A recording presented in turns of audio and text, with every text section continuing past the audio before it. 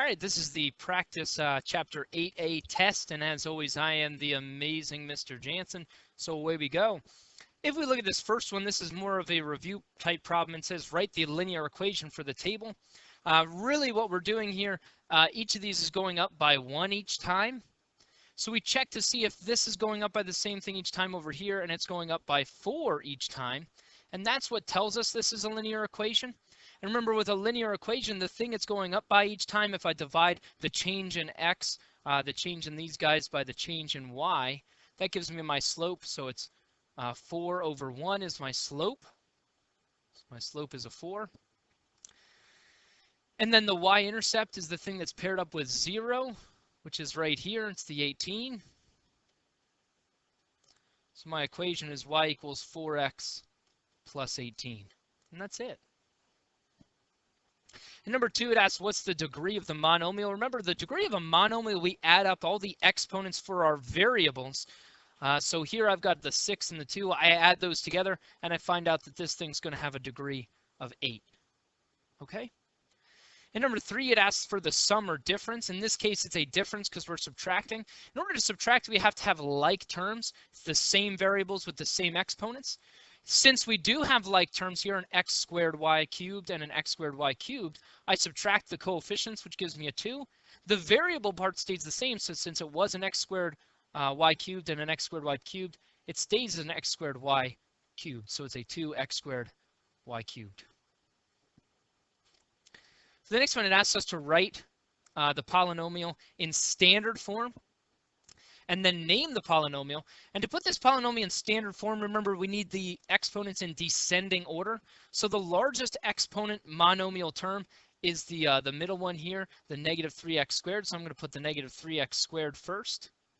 The next highest exponential term or exponent for my terms is the 4x. So that's a plus 4x. And then the lowest in terms of the degree of the monomial terms is the 6. So that's a plus 6. So now this is in standard form, and this one has 3 terms, so it's a trinomial. And it's a second degree trinomial, so I'm going to say of the second degree.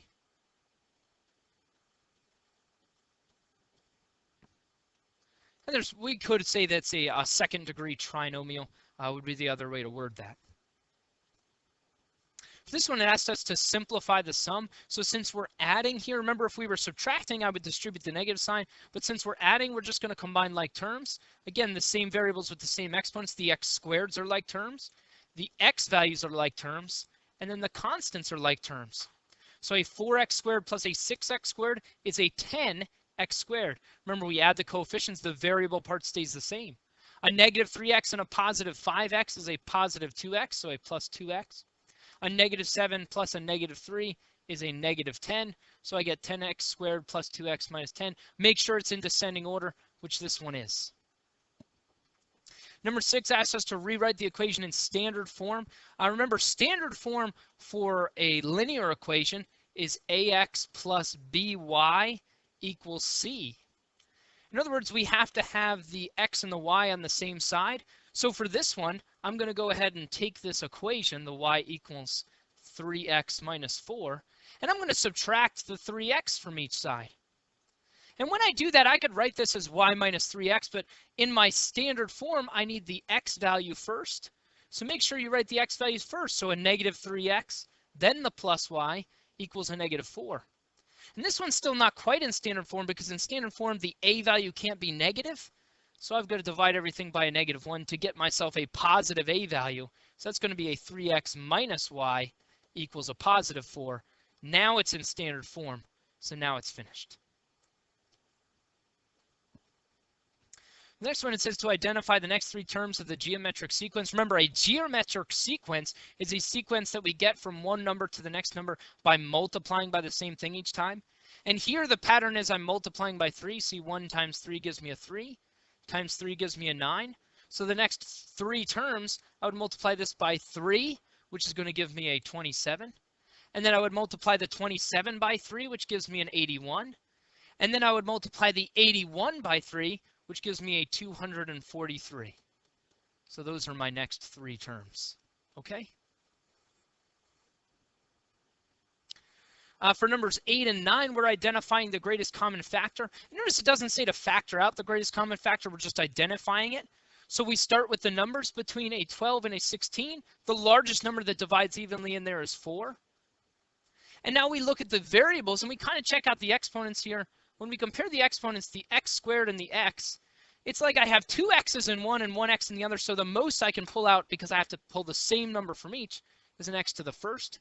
Between a y squared and a y to the first is a y to the first. So this is my GCF. That's my greatest common factor. For the next one, again, I look at the numbers out front, the 2 and the 6. Between a 2 and a 6, I can pull a 2 out. Between an x to the second and an x to the fifth, and really I just take the smallest exponent here, I can pull out an x to the second. And between a y to the second and a y to the first, I can pull out a y. So my greatest common factor is 2x squared y. And later on, we'll factor out the greatest common factor. In number 10, with number 10, it asks us to give an example of a cubic trinomial. And for this one, there could be a million different answers for this. There's an infinite number, really, of answers that you could have here. I'm going to give you one possible answer. So there's two criteria I have here, the cubic and then the trinomial. I'm going to start with trinomial. Trinomial means that it has 3 terms. So 1, 2, 3 terms. And each of those terms is separated by either addition or subtraction. It doesn't matter which one. I'll do a plus sign here and a minus sign here. You could do whatever you wanted. You could do 2 plus signs or 2 minus signs or a minus and a plus. It doesn't matter. Okay? And I want a cubic trinomial. Cubic means raising something to the 3rd power. Okay? So that means raising something to the 3rd power. So in other words, I have to have a monomial term that's raised to the 3rd power. So I'm just going to do an x to the 3rd power. And now it doesn't matter what the other terms are as long as the exponents are smaller than the x cubed. So I'm going to do an x and a 5. Okay? And again, there's multiple answers for this as long as you have 3 terms and as long as the highest exponent you have is a 3. Okay? That's a cubic trinomial. For this one, it says to write the equation line that passes through y equals 2x minus 4, that is parallel to the line y equals 2x minus 4 and passes through point 3,1. The 2 things I need to write the equation line are the slope and the y-intercept. For this one, since I'm parallel to this line, remember parallel lines have the same slope. So if this line has a slope of 2, my line is also going to have a slope of 2. And now from here, I use a fresh y equals mx plus b. And I plug in what I know. I know the slope is 2. B is the thing I'm trying to find, so I just need an x and a y value here, which they give me in the problem by this ordered pair. That is an x and a y value, so I plug the 3 in for x, I plug the 1 in for y, and now I solve this for b, so I've got 1 equals 6 plus b. I subtract the 6 from each side, and I find out that b equals a negative 5. So the equation of my line is y equals 2x minus 5. And that's it. Find the slope, find the y-intercept, plug it in. In number 12, it asks us to simplify the expression. We want to leave our answer as a fraction. Okay? And when we think about something like this, let's imagine for a moment that this negative sign is not just a negative sign, but really think of it as a coefficient. That negative would be like a negative 1 times the 5 raised to the negative 2nd power. And now if I adjust this using the exponents, think about this negative 1 as having an exponent of 1. Negative exponents send these things to the denominator, so the negative 1 stays up top. The 5 to the negative 2nd I can rewrite as a 5 to the positive 2nd as long as I switch it to the denominator. And now when I raise 5 to the 2nd power, it gives me a 25. So I get a negative 1 over 25. And you could think of it this way. Just remember 5 to the 2nd power is 25. So 5 to the negative 2nd is 1 over 25. And then this negative sign makes the whole thing negative. Okay? In number 13, we just want to graph the inequality. So I have to set up a number line here. I've got 0, 1, 2, and maybe 3. And when you think about 3 halves as a mixed number would be 1.5. Okay, so 1.5 would be right around here somewhere. And since there's no equal to condition, I use an open dot. And I want to be less than that, so I shade everything to the left. And that's it. Okay, shading everything to the left.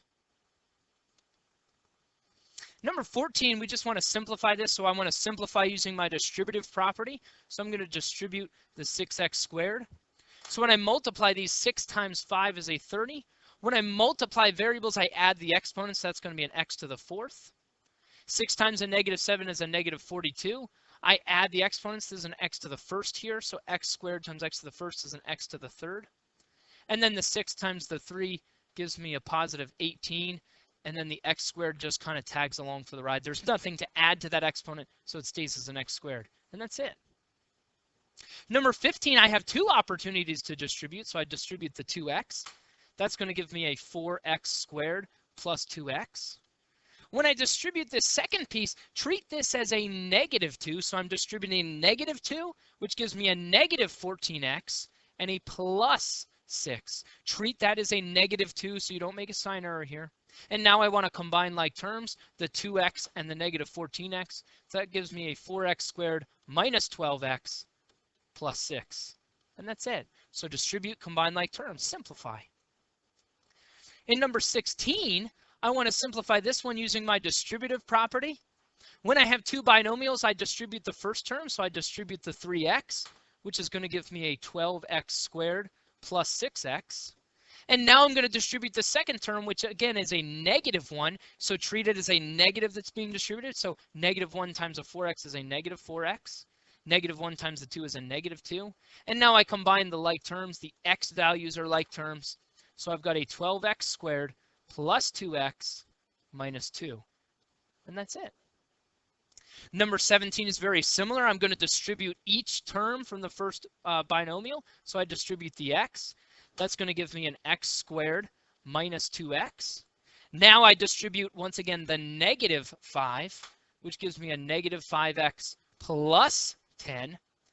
And now I can combine like terms. Remember, the other way to think of this, instead of distributing, we could call it FOIL, where we do first, outside, inside, last. But again, that's the same thing as doing our distributive property.